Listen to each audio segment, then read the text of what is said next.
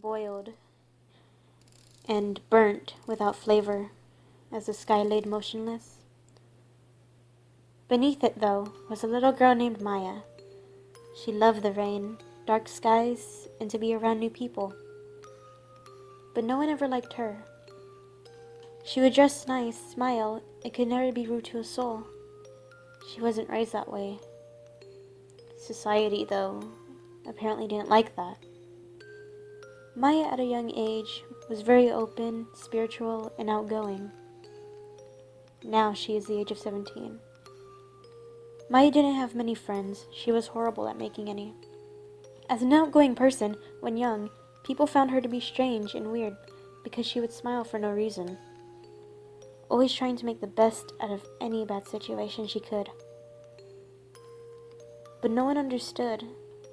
They would get angry at her because the bad would only make them stressed and not smile like it could to Maya. The reason Maya smiled was because she could see, but her eyes saw the world in an entirely different way. She isn't special, no, only ill. Maya was diagnosed with manic depressive illness at her young age. She would hear and see things that weren't actually there. It frightened her. But she made the best out of it. She said it gave her a more active imagination, just unique, that was out of her control. Maya's family paid no attention to her ever since.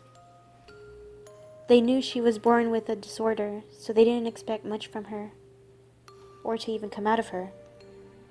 It even included school. This made Maya very depressed.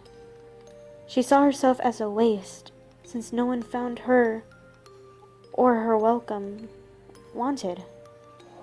She smiled less, and her imagination took in a lot of her.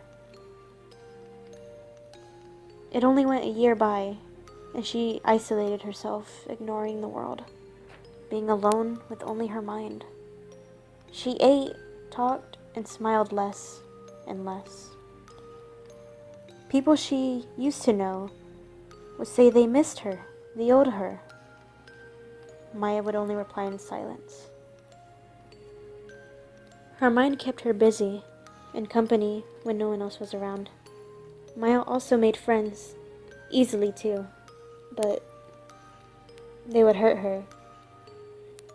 She said whenever she was stressed or upset, or just feeling numb, they'd take her pain away. She was always wearing long sleeves ever since she said that. At school, Maya would do her work only halfway. She mainly scribbled on her papers, listening to music. Every day she'd skip lunch and be behind the school. She got into smoking, but her eyes were always watery with each puff. When she'd head home after the day was done, her father argued with her, smelling like ash and watered down coke. Maya wouldn't listen. She hated her father's bark. She went to her room and kept the door shut the rest of the night. That night she smiled. There was a storm, thunder and lightning struck. She still loved the rain, like when she was young.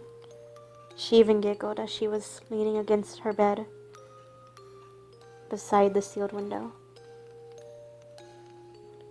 The sound of rain pattering softened her, and the thunder calmed her heart and mind.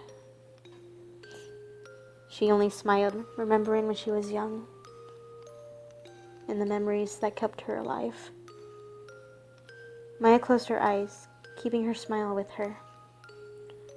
A few minutes passed before she heard a knock on her door. She heard a sharp click, though, and chuckle, sounding of a barrel. She turned to face the door.